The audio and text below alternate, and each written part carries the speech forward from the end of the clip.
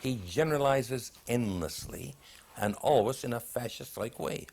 Hate literature, to me, is a symptom of a disease which we have in our society, and that disease is racism.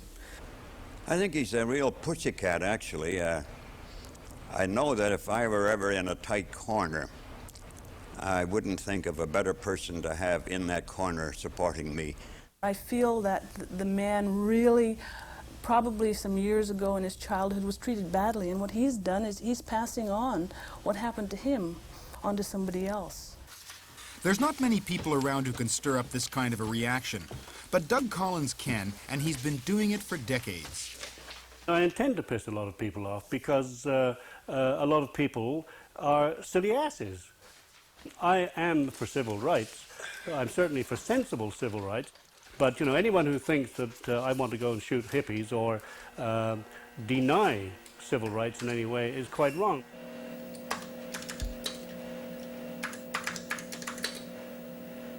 Collins was born in England. At 18, he joined the British Army and was captured by the Germans at Dieppe. He spent most of the war escaping from P.O.W. camps. After the war, he eventually chose a career in journalism. I have always had a liking for the written word.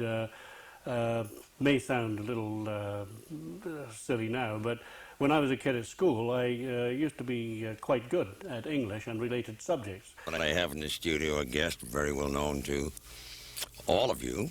In fact, he himself used to be an open line moderator right here at CGOR, Doug Collins. And Doug's got a book out called... Collins has worked for almost every major media outlet in town. His extreme opinions have caused him to be fired a number of times. And he's also quit several jobs because he felt he was being gagged. Not only do we have it in the Federal Civil Service, and people are asked to specify what race they belong to.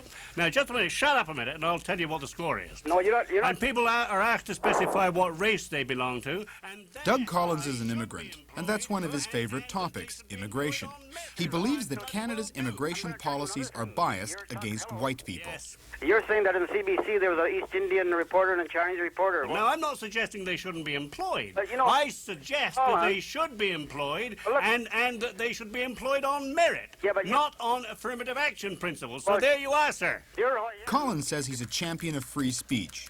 He knows that his views lead some people to brand him as a racist, but he maintains that he has a right to express his opinion.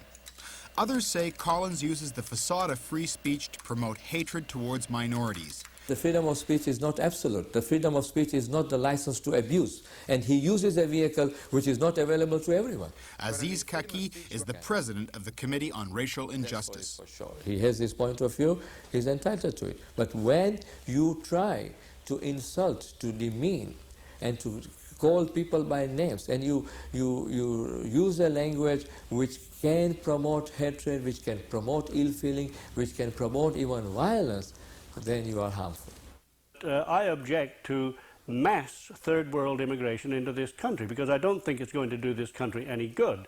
It's my belief that, for example, the UK has been largely ruined by mass third world immigration. These are the people who create this fear, and this fear can very well turn into something very nasty, very ugly for people sometimes who are very law-abiding. This society is not a society made up of one racial group. It is not racist to say that if the races mix, there will be racial troubles. I mean, I consider on the basis of historical fact that this is so. Dump Doug Collins! Dump Doug Collins! Dump the bigot! Dump the bigot! It's not only Collins's views on immigration that lead people to condemn him. In 1983, while working for TV station CKVU, Collins stated his opinion about a group called Media Watch, a group of women who fight against sexual stereotyping in the media. I did a piece, as I say, stating that, among other things, that it was my hope that in the event of a future war, these women, if they wanted to be equal with men in all things, would be found on the Russian front, where indeed they might find that things were not so pleasant and might be raped by the Russians, if the Russians would have them. But it was actually done tongue-in-cheek, because, of course, I'm not seriously suggesting that even they should be raped, you know. I'm sorry, I don't think violence towards women is worth kidding about at all. Jan Taylor is the president of Media Watch. I think what Doug Collins does is he supports inequalities, and he also seems to be very proud of this, so he keeps continuing this myth about, in particular about women and who we are, and this hatred about us. And so what happens to people in the public, they start to believe the myths that he tells them. In my opinion, Media Watch are a bunch of damn fools. I think if I went up and said to you, Mr. Collins, would you like to be treated in this way? I'm sure he'd say no. And I believe all human beings do not need to be degraded or dehumanized, and that's what he's doing. The big winner in the controversy that surrounds Doug Collins is the paper that employs him, the North Shore News. But they've taken a lot of flack over what Collins says. Noel Wright was his managing editor when Collins was dragged before the Press Council of British Columbia. On two of those occasions, in any case, he was vindicated. We were vindicated. On the third occasion, we had a mild slap over the wrist for a little unfairness on Collins's part. We believe in printing any honest opinions, provided they're within the law and they're fair, and provided where that is, we always are to print opposing opinions, opposing points of view. Hey, Doug. How you doing? Another glittering piece for Friday this time? Nothing liable to slanders today? I don't think so. I didn't consult my lawyer before I came. But Although Collins is the darling of the extreme right nowadays, he wasn't always on that side of the political fence. Collins was a socialist when he first arrived in Canada. Don Dunphy is a former Labour leader and longtime friend of Collins. He had met a number of the people involved in the old CCF and had a great admiration, for instance, for Tommy Douglas, who was the leader. In fact, I can remember one election when Tommy lost his seat in Regina, and Doug was in tears over this loss. yeah, that's right. I was a parlour pink. And I discovered over the years that we couldn't do it that way.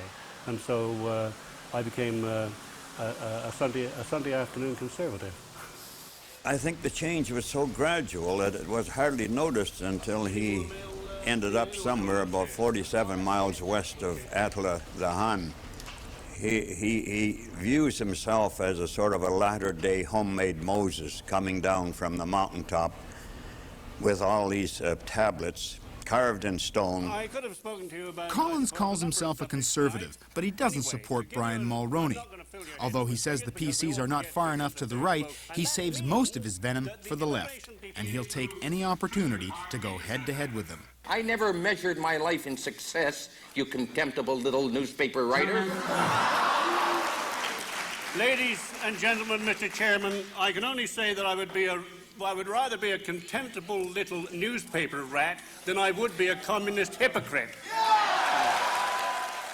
Former Alderman Harry Rankin. The ordinary people are simply deluged by a mass of generalizations and a mass of propaganda. He just is another one of those that sort of has that sort of outpouring, like a sewer outpouring of hostility. Supposing there was a right-wing coup here, he certainly could fit in quite well as the British Columbia Goebbels, a little stouter. I'm not suggesting that people should not fight the things that they object to. I don't care if they want to fight me in print or on the air or whatever, and I will fight them. And the fact that he goes from one paper to a less important paper till finally to this rag on the North Shore indicates that his scope of influencing people is shrinking all the time. Aside from preaching against the evils of creeping socialism, Collins's other favorite pastimes include supporting South Africa and ranting against homosexuals. I don't think it is a good way of life. I'm sorry for those that are homosexuals, but let them stay away from me and let them stay away from mine. Collins testified at the trial of Ernst Zundel, the Toronto man charged with claiming the Holocaust of World War II was exaggerated. It is a disgraceful situation that a person in Canada of no matter what persuasion could be prosecuted and hauled before a judge for denying Orthodox history. I thought that the Fotheringhams and the Burtons and the Barbara Frums should have been lined up at the door of that courthouse demanding that they too testify for the defense. Opponents of Collins say he incites hatred against minorities and should be more responsible for what he says. I can't help it if some loony wants to use what I've written, you know. But even in the society where they are monolithic, they still have some guidance, rules and regulations as to how you can perform and use the media that you have. Friends of Collins say he's happiest when he's in the middle of a storm that he's stirred up. His opponents wish that he'd go away, but he's not planning on going anywhere. I would not be too surprised to see him throw his hat into the next election. But for what party, I don't at this time have any idea. But I have heard him mention this on several occasions. Are you going to mellow as time goes on? God knows. There's no sign of it yet. For Pacific Report, I'm Robert Osborne.